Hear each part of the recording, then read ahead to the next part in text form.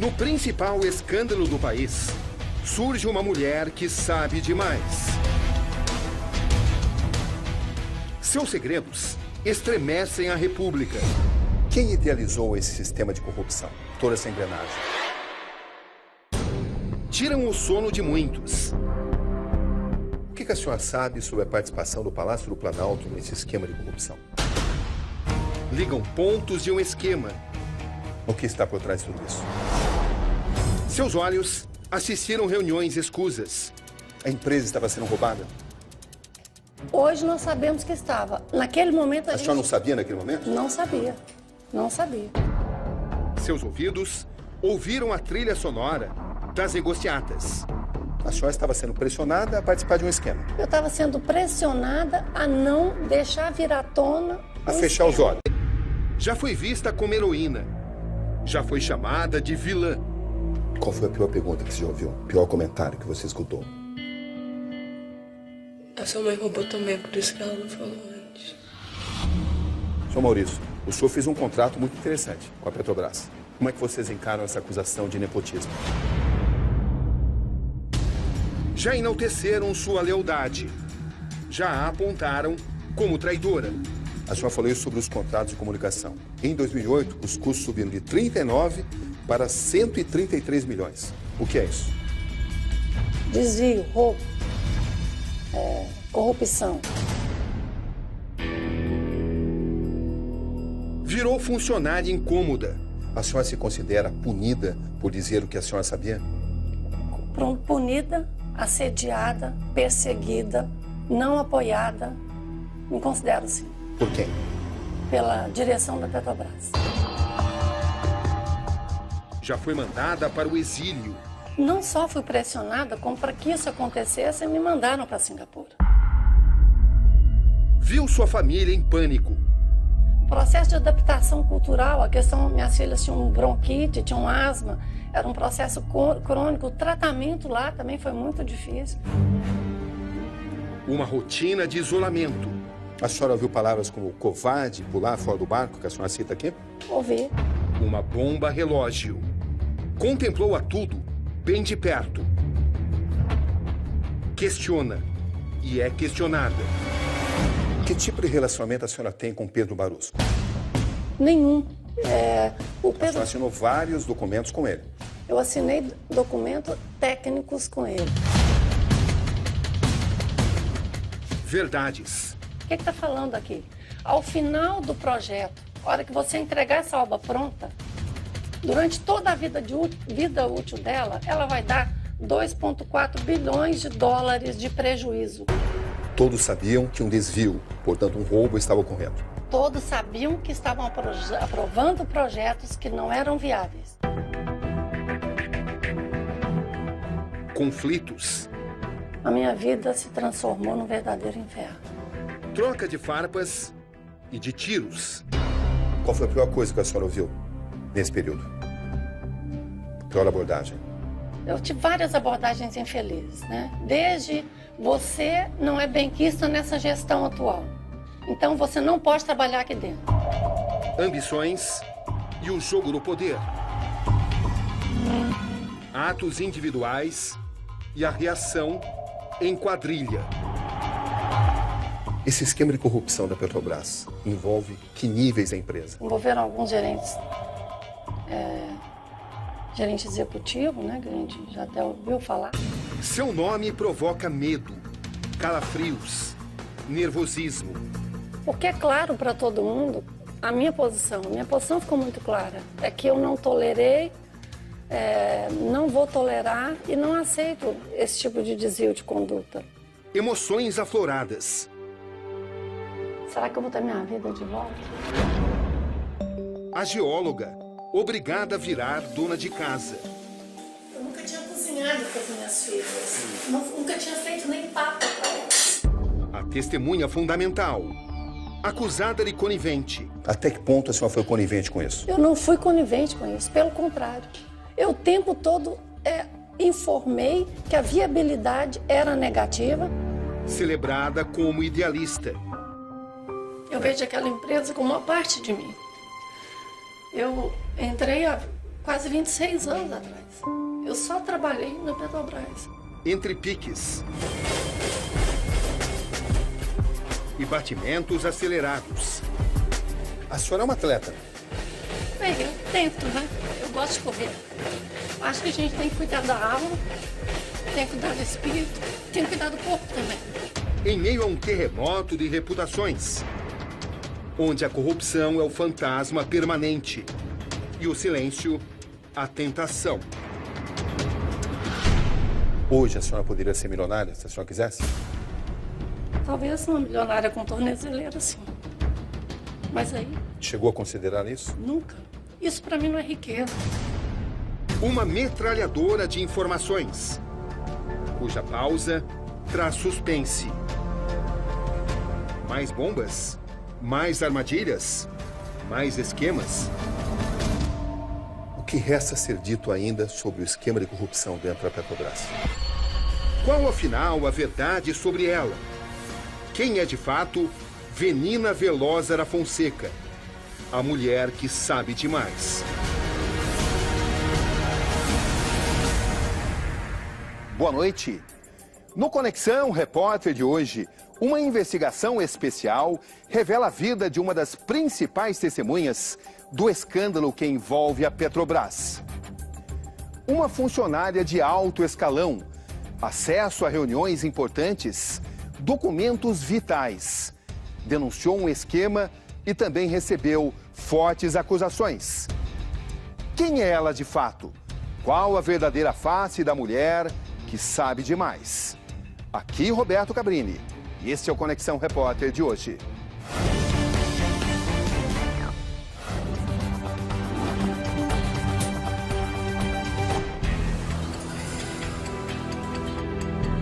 São 6h30 da manhã de uma quarta-feira. Estamos no bairro do Flamengo, no Rio de Janeiro, em frente ao prédio elegante onde vive a gerente da Petrobras, Venina Velosa. Bom dia, por favor, a dona Venina Velosa. Roberto Cabrini, do SBT.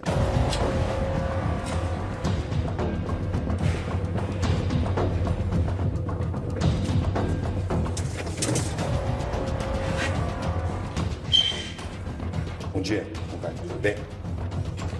Com licença, tudo bem? Bom dia, tudo bem? Família reunida? Chegamos na hora do café. Mãe e filhas à mesa. Um dia decisivo. Hoje é um dia importante para vocês três? Muito importante, né? As meninas ficaram fora do Brasil 5 anos e retornaram para o Brasil este ano. E para essa escola entraram assim em abril, aí perderam alguns dias, algumas provas e hoje é o último dia de prova delas, final, né? E foi um ano de muito estudo, muita dedicação, a questão do português, que elas ficaram muito tempo sem estudar português. E para a senhora?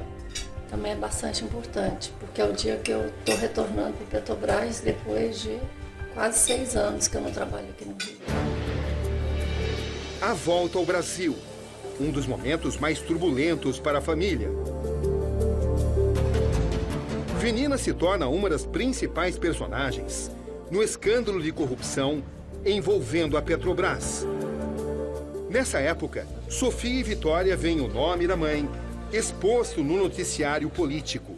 Venina Velosa da Fonseca trabalhava na Petrobras... Uma reputação posta em xeque e a honestidade questionada.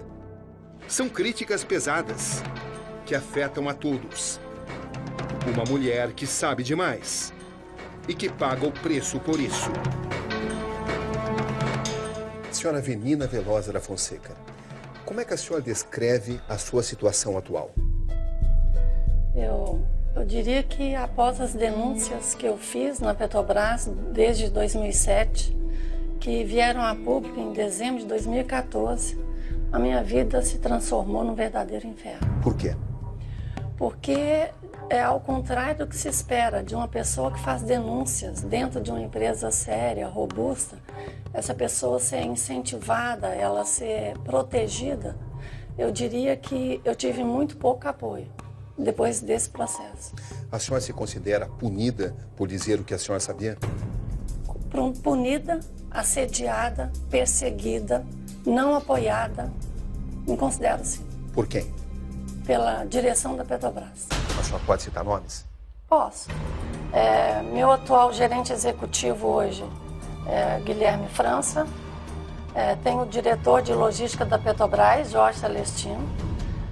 Outros diretores que também participam do processo, que seria o diretor de governança, o próprio jurídico. Eu me considero sim, me considero uma pessoa punida injustamente por ter dito a verdade.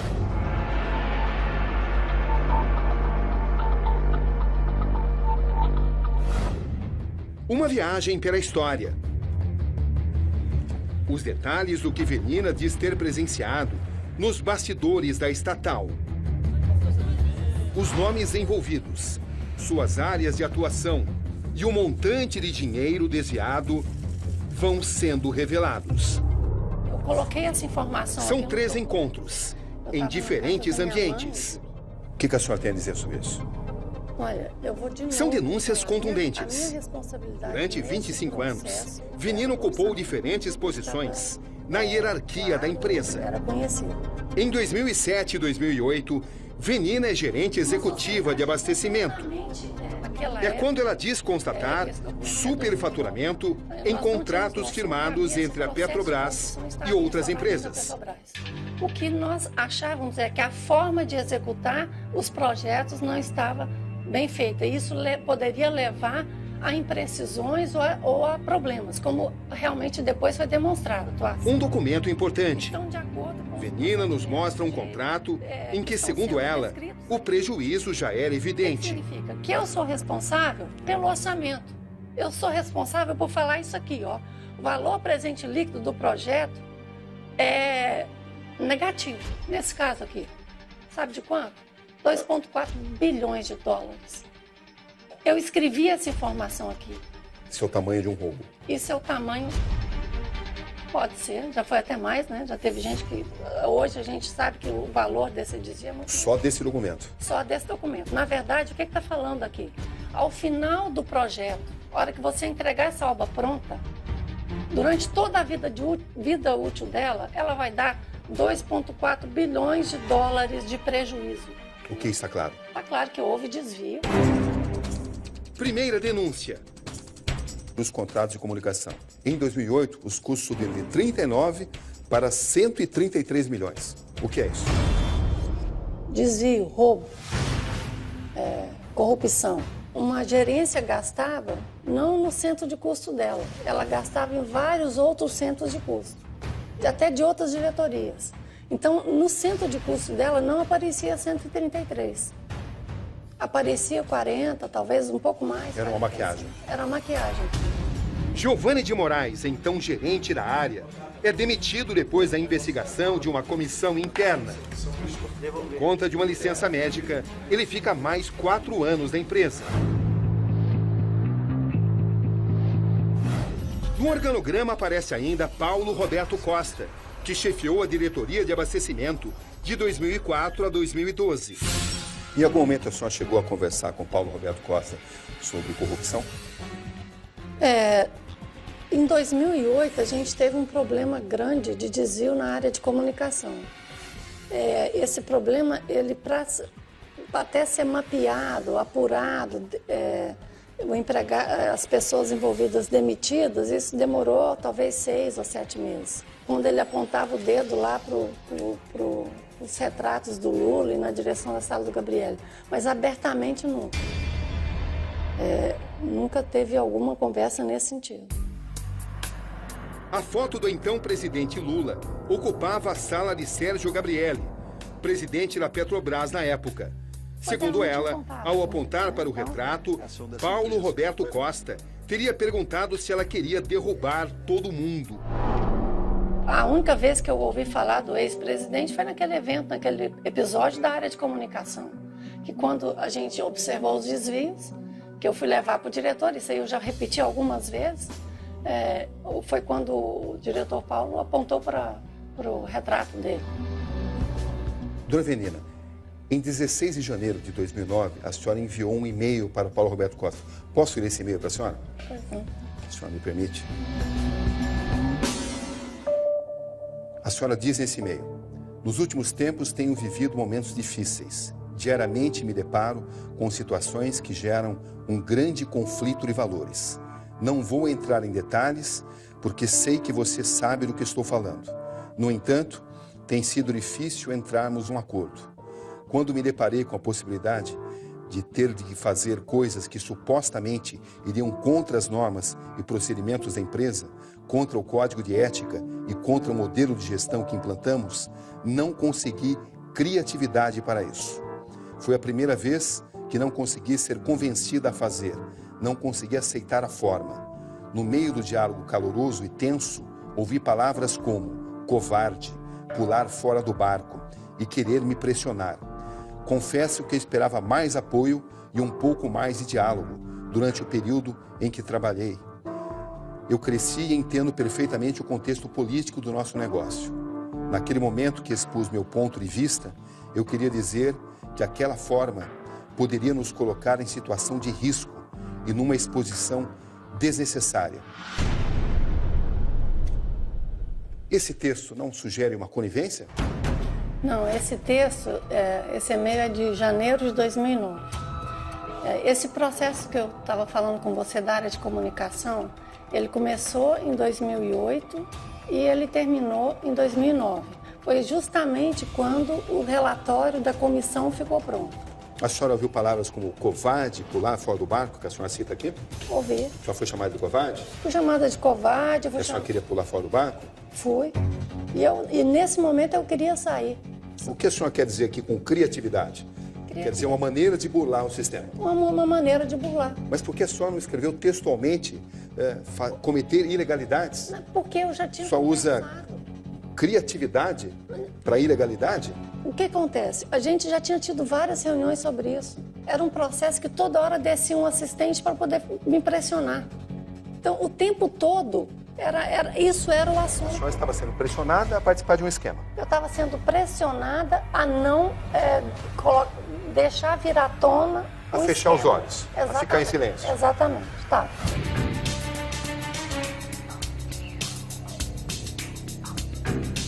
Quem idealizou esse sistema de corrupção, toda essa engrenagem? Dentro da Petrobras, eu entendo que quem coordenava esse esquema era a área de serviços. Agora, se era o Barusco, se era o diretor, se tinha alguém de fora, aí eu não posso afirmar. Renato Duque era o diretor de Engenharia e Serviços, área responsável pelos projetos de execução das obras. Foi condenado pela 13ª Vara da Justiça Federal a 20 anos e 8 meses de prisão por corrupção passiva, lavagem de dinheiro e associação criminosa. Pedro Barusco foi gerente de serviços da estatal.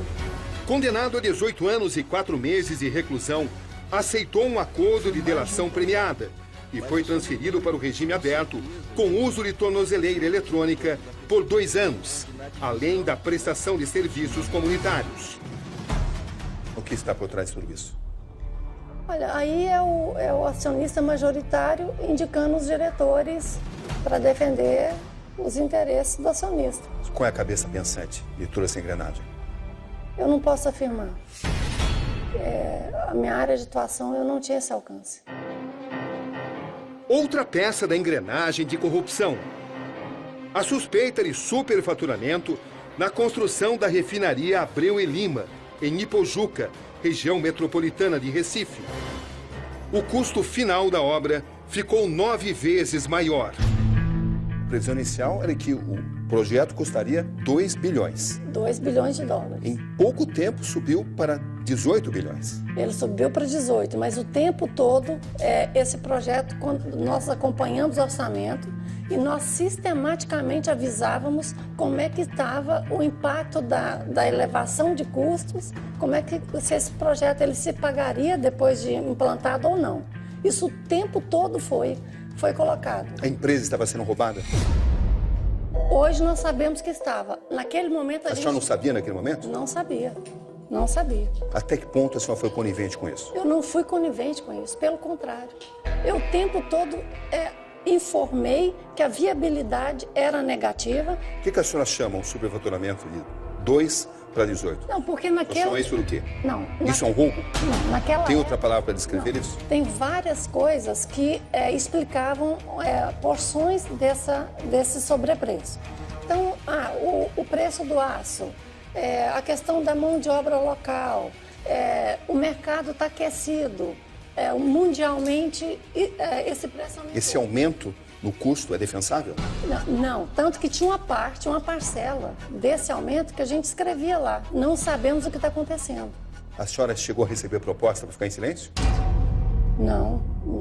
Olha, se a senhora ficar em silêncio, a senhora leva tanto. Não, o que aconteceu foi que no meio desse processo de discussão, onde existiu uma vontade de realmente amarrar um pouco mais os fornecedores, o ex-diretor Duque escreveu um e-mail falando: quem toma conta das obras somos nós, quem é responsável por essa área somos nós, o abastecimento tem que acompanhar e vai fazer como a gente quer. Foi isso que aconteceu. O que a senhora disse? Ele mandou isso para o diretor Paulo Roberto, e o Paulo Roberto encaminhou para a gente. Aí nós pedimos uma reunião com o presidente da época, para que a gente apresentasse essa nova forma, esse novo modelo. Isso foi apresentado em julho, não me lembro bem a data. Apresentamos para a diretoria que o projeto era um projeto deficitário. Que tipo de relacionamento a senhora tem com Pedro Barroso? Nenhum. A senhora assinou vários documentos com ele. Eu assinei documentos técnicos com ele. O que acontece? O Barusco, ele não participava muito de reuniões técnicas. Eu devo ter tido uma reunião com ele, foi quando a gente foi discutir esse contrato, que realmente a gente não conseguiu, os empregados não conseguiram na esfera mais técnica, e aí nós participamos de uma reunião sobre esse contrato do modelo internacional. A senhora assinava documentos com uma pessoa que foi condenada a devolver o que desviou Não só eu, como no crime. Todos os executivos da Petrobras que estavam na área corporativa assinaram documentos, porque essa era a norma interna da companhia. Dona Venina, no dia 19 de setembro de 2009, a senhora mandou um outro e-mail que é muito importante que a senhora se manifeste sobre ele. A senhora encaminhou esse e-mail a Francisco Paes, então assistente do diretor de abastecimento e atual gerente-geral de gestão tecnológica da SEMPS, e Paulo César Amaro Aquino, então gerente executivo de abastecimento petroquímica. A senhora encerra essa comunicação dizendo o seguinte: os desvios são grandes e isso me preocupa muito.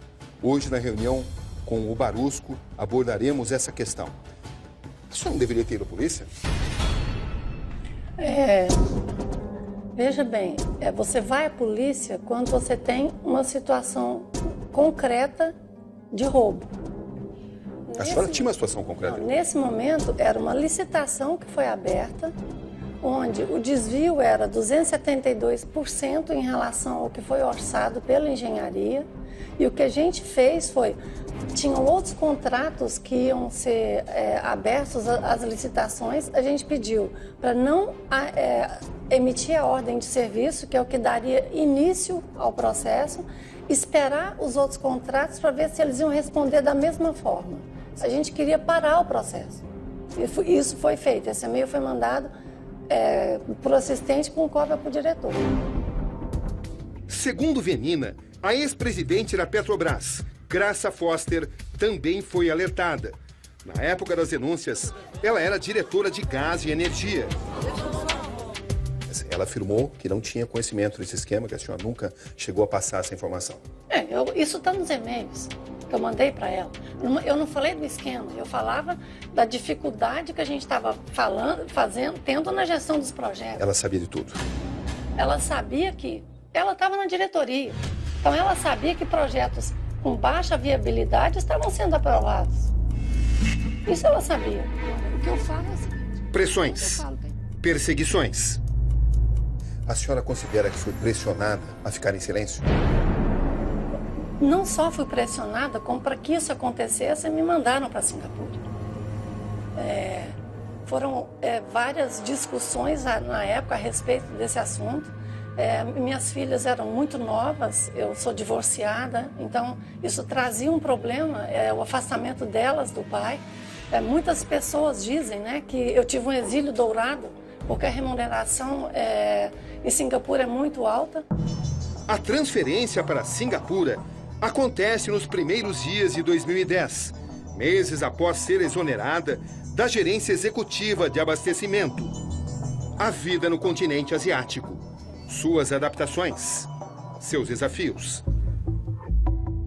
O processo de adaptação cultural, a questão, minhas filhas tinham bronquite, tinham asma, era um processo crônico, o tratamento lá também foi muito difícil.